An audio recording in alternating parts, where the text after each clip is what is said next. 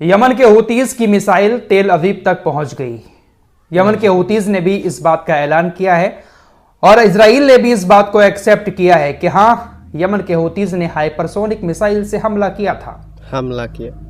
Houthis ने खुद बनाई है यह हाइपरसोनिक मिसाइल, जिसका नाम पैलेस्टाइन बन रखा है। इस मिसाइल से हमला किया। हूतीज ने कहा कि हमारा हमला कामयाब रहा, लेकिन इजराइल का कहना है कि हमला हुआ था, लेकिन हमारा जो एरो एयर डिफेंस सिस्टम है उसने मिसाइल को अंदर आने से पहले ही रोक लिया। हालांकि कुछ छर्रे मिसाइल के हमारे अंदर गिरे हैं, जिसमें 4 लोग बुरी तरह से घायल हो गए। एक गंभीर रूप से घायल है, उसकी मौत हो सकती है। सिर्फ 5 लोगों के घायल होने की बात इजराइल ने एक्सेप्ट की है, जबकि हूतीज का कहना है कि हमने जो हमला किया था वो हमारा हमला कामयाब हुआ। लेकिन ये बहुत बड़ी बात है कि हूतीज इतनी दूर से इजराइल तक मिसाइल पहुंचा रहे हैं। साथ ही साथ हूतीज ने लाल सागर के अंदर अमेरिका से जुड़े कई सारे जहाजों पर ड्रोन और बैलिस्टिक मिसाइल से हमला किया। अमेरिकी सेंट्रल कमांड का कहना है कि हमने उस हमले को नाकाम कर दिया। हूतीज के ड्रोन को भी मार गिराया और उनकी मिसाइलों को भी मार गिराया। लेकिन हूतीज हैं कि रुकने का नाम नहीं ले रहे हैं। हूतीज लगातार हमले किए जा रहे हैं। लाल सागर में भी हूतीज हमले कर रहे हैं और इजराइल को भी अब उन्होंने टारगेट करना शुरू कर दिया है। हूतीज का यही कह रहा है कि जब तक गाजा आजाद नहीं हो जाता, हम फिलिस्तीन और गाजा के लिए लड़ाई लड़ते रहेंगे। फिलिस्तीन और गाजा का अगर किसी देश ने असली हक अदा किया है तो यमन और ईरान ही है। ये दोनों देश खुलकर सामने हैं। सीरिया भी काफी साथ दे रहा है। बहुत सारे लोग कह रहे हैं कि असद की जो सरकार है वो बहुत जालिम सरकार थी। जिस तरीके से बांग्लादेश के अंदर सरकार का तख्ता पलट हुआ, इसी तरीके से वहां के विद्रोही तख्ता पलट कर रहे हैं। देखिए, जब भी मैं इस टॉपिक पर वीडियो बना रहा हूं तो काफी सारे लोग कमेंट में आकर इस तरह की बातें कर रहे हैं। जरा सोचिएगा कि अभी तक पूरी दुनिया का जो ध्यान गाजा की तरफ था, इजराइल जो कुछ कर रहा था, इजराइल को क्रिटिसाइज किया जा रहा था, नेतन्याहू का गिरफ्तारी वारंट जारी हुआ था, उस पर चर्चाएं हो रही थी। अब अचानक से एकदम से पूरी दुनिया का ध्यान सीरिया की तरफ पहुंच चुका है। गाजा को लोग भूलते जा रहे हैं। दुनिया गाजा की बात करना ही बंद कर चुकी है। दुनिया भर की मीडिया, दुनिया भर के संगठन अब सीरिया पर नजर लगाए हुए हैं। ये बहुत बड़ी चाल है दोस्तों। बहुत बड़ी चाल है। नेतन्याहू का अचानक से सीजफायर के लिए राजी होना, एकदम से आतंकी संगठनों का उठ जाना, यह कोई सरकार के खिलाफ विद्रोह नहीं है, बल्कि ये इन्हीं की सोची समझी साजिश है। गाजा में जो कुछ हुआ है उससे ध्यान भटकाने के लिए सीरिया में एक नई जंग शुरू की जा रही है। फिलहाल ईरान की स्पेशल फोर्स सीरिया पहुंच चुकी है। ये वो फोर्स है जो 2006 की लड़ाई में भी, 2011 की लड़ाई में भी सीरिया के अंदर मौजूद थी। 2011 में भी ऐसे ही आतंकी संगठन उठे थे सीरिया के अंदर, और उसके पीछे भी इन्हीं लोगों का हाथ था। उस वक्त भी ईरान की स्पेशल फोर्स वहां पर पहुंची थी, उसने फतह हासिल की थी। एक बार फिर से ईरान की फौज वहां पर पहुंच चुकी है। अब उन लोगों से भी एक बात कहना चाहूंगा जो लोग कह रहे हैं कि देखिए, असद की सरकार ने बहुत जुल्म किया है, आप इतिहास पढ़िए, ये करिए वो करिए। ऐसे लोगों को इजराइल का प्रोपेगेंडा शायद समझ नहीं आता है। असद की सरकार जो है, सीरिया का जो रास्ता है, उसी के जरिए हिजबुल्लाह तक सारे हथियार पहुंचे हैं। आपके सामने है पूरा 1 साल का मंजर। गाजा के लिए कौन कौन लड़ा है? हिजबुल्लाह लड़ा है, हमास लड़ा है, हूती लड़े हैं। हथियारों से ही तो लड़े हैं। ये हथियार आए कहां से? ये हथियार ईरान से आए। ज्यादातर हथियार ईरान से आए। रूस के हथियार भी अगर हिजबुल्लाह के पास पहुंचे हैं तो वो भी ईरान के जरिए ही पहुंचे हैं।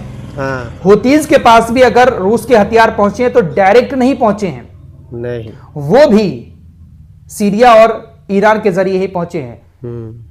रूस की सेना सीरिया के अंदर तैनात रहती है। रूस के लड़ाकू विमान सीरिया पहुंचते हैं हथियार लेकर, और उसी से सीरिया के रास्ते ही हिजबुल्लाह तक रूस के और ईरान के हथियार पहुंचाए जाते हैं।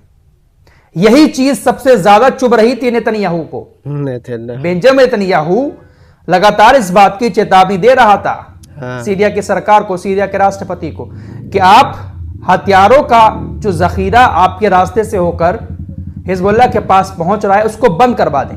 बंद करो, वरना हम आपकी सरकार का तख्ता पलट कर देंगे, आपको भी हसन नसरुल्लाह की तरह करेंगे। लेबनान के बॉर्डर पर सीज फायर होते ही इधर सीरिया के अंदर जो जंग शुरू हुई है, सीधा सीधा इजराइल का यही मकसद है कि सीरिया अपनी में उलझ जाए, सीरिया की सरकार अपनी में ही उलझ जाएगी तो लेबनान के बॉर्डर पर हथियार आना बंद हो जाएंगे और हिजबुल्लाह कमजोर पड़ जाएगा।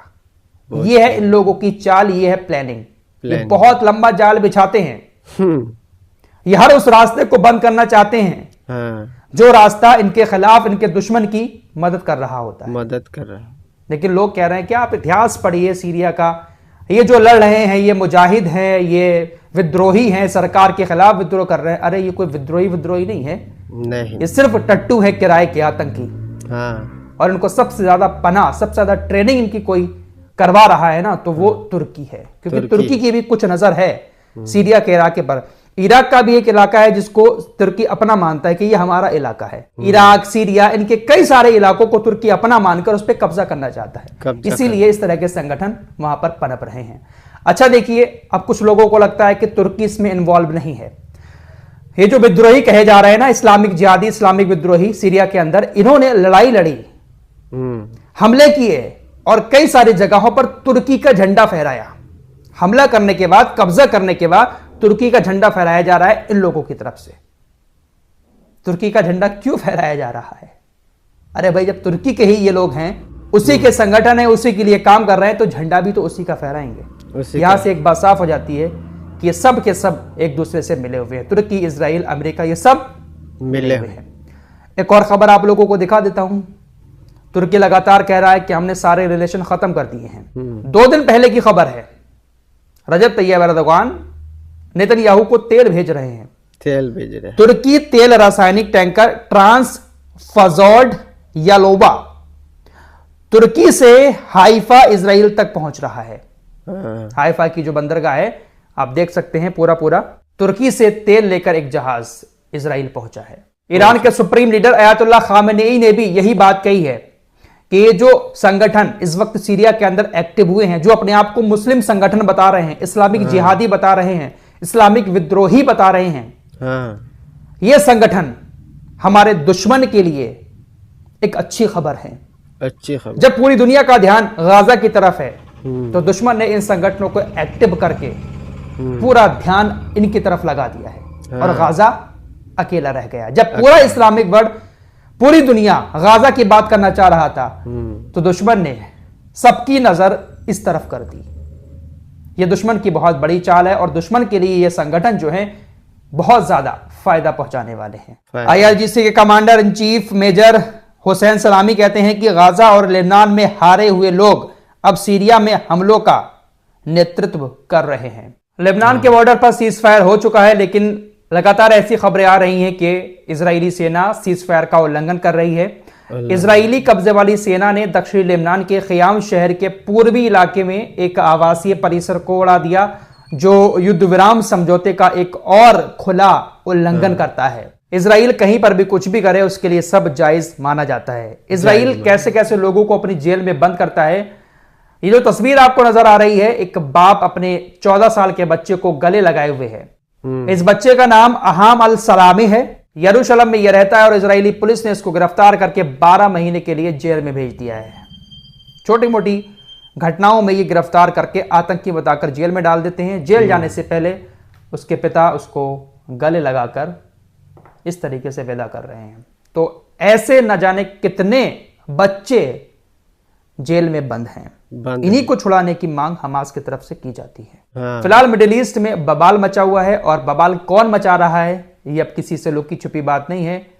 और इनके झांसों में पड़कर जो मुस्लिम हुक्मरान है वो पूरी तरीके से कौम को बर्बाद किए जा रहे हैं। बर्बाद किया जाए। दोस्तों, हमारे रिपोर्ट का देखने के लिए बहुत बहुत शुक्रिया। चैनल पर नया तो जरूर सब्सक्राइब कीजिए। मिलते हैं कुछ अगली खबरों के साथ, तब तक के लिए अपना ख्याल रखें। धन्यवाद।